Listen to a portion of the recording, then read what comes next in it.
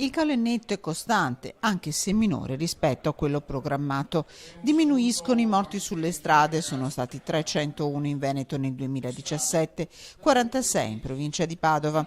Un dato positivo, ma la strada è lunga. Positivo, ma non come tutti ci aspettiamo, nel senso che c'è stato nuovamente un calo di incidenti e di morti, però sono sempre troppi. Non è la velocità la causa principale degli incidenti, 7 su 10 sono dovuti alla distrazione da telefonino, al mancato rispetto delle distanze di sicurezza e dei segnali, ma il dito degli addetti ai lavori è puntato anche contro le infrastrutture. Sono 10 anni che non vengono fatte le manutenzioni ordinarie e straordinarie. C'è bisogno veramente di un grande sforzo per i prossimi anni, molto impegnativo, ma se non si fa veramente vedremo compromesso la nostra rete viaria, soprattutto quella provinciale e regionale. Al Veneto servono subito più di 350 milioni di euro per manutenzioni ordinarie e straordinarie.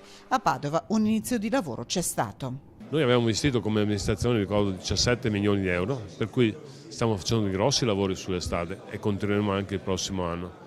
Per quanto riguarda anche l'illuminazione, abbiamo concordato da poco, l'altro giorno, con ERA, che l'Arcella sarà illuminata a LED. C'è poi il parco auto, 7 su 10 sono da Euro 0 e Euro 4, non dotate dei nuovi sistemi di guida assistita che in molti casi salvano la vita.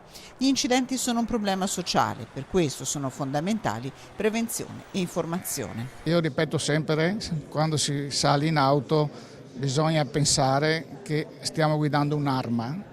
Okay? Quindi dobbiamo concentrarsi in quello che facciamo e stare molto attenti.